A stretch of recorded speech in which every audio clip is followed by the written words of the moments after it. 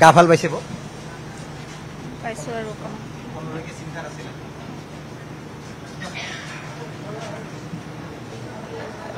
দেখুৱাইছোঁ আমি বৰঠাকুৰ লগত আছে গৰিমা বৌৰ আৰু এই মুহূৰ্তত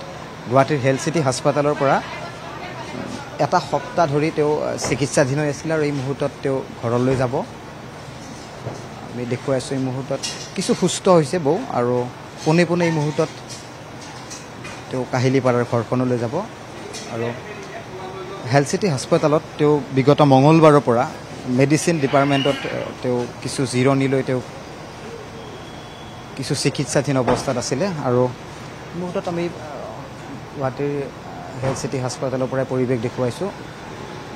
য'ত তেওঁ পোনে পোনে এই মুহূৰ্তত আজি ৰিলিজ লৈ ঘৰলৈ ৰাওনা হৈছে পৰাগ দা আছে মই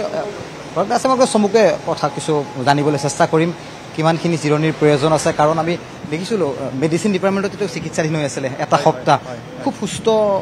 হয় বৌ অকণমান দুৰ্বল আছিলে এতিয়া ঠিক হৈছে আজি আমাৰ হস্পিটেলৰ পৰা ডিচাৰ্জ দিছোঁ কিন্তু বৌক এতিয়া মানে ৰেষ্টৰ প্ৰয়োজন আমি সকলোকে অনুৰোধ কৰিছোঁ যাতে বৌ অলপমান জিৰণি পায় সকলো মানুহকে অনুৰোধ কৰিছোঁ যাতে বৌক কোনো ধৰণৰ তেনেকুৱা ডিষ্টাৰ্ব নকৰি ঘৰত অলপ জিৰণি ল'ব দিয়ে তেওঁক জিৰণিৰ প্ৰয়োজন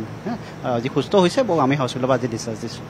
সেয়াই কৈছোঁ আৰু 7 দিন ধৰি তেওঁ গুৱাহাটীৰ হেল্থ চিটি হাস্পাতালত ভৰ্তি হৈ আছিলে আৰু যিদৰে কাহিলীপাৰা ঘৰখনত জুবিন গাৰ্গৰ অনুপস্থিতিত গৰিমা শইকীয়া গাৰ্গৰ সান্নিধ্য বিচাৰি অসংখ্য গুণমুগ্ধ গৈ তাত ভিৰ কৰে কিন্তু সেই ভিৰৰ মাজত যেন জুবিন পত্নী বৌৱে কিছু অসুস্থ অনুভৱ কৰিছিল আৰু তাৰপিছত তেওঁ হাস্পাতালত ভৰ্তি হৈ আছিল আৰু আজি এটা ভাল খবৰ জুবিন অনুৰাগী গৰিমা বৌৰ অনুৰাগীসকলৰ বাবে কাৰণ বৌক ৰিলিজ দিয়া হৈছে কিন্তু চিকিৎসকে তেওঁক পৰামৰ্শ দিছে যে তেওঁ সম্পূৰ্ণ জিৰণি লৈ তেওঁ কিছু বিশ্ৰামত তেওঁ যেন দিন সময় অতিবাহিত কৰে তাৰে পৰামৰ্শ দিছে জ্যেষ্ঠ চিকিৎসকসকলে আপুনি বিচৰা বাতৰি পাব কেৱল নিউজ 18 এপত